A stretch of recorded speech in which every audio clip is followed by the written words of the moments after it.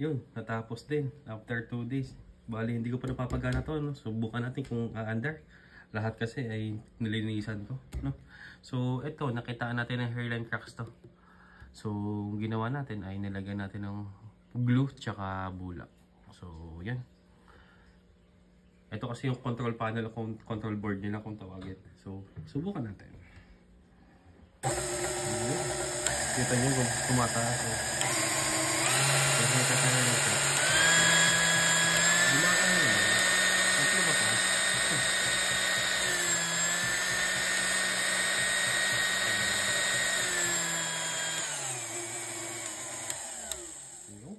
Siya.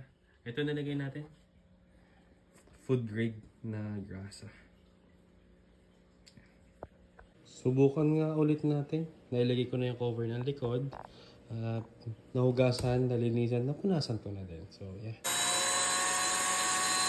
Yun, line number 10.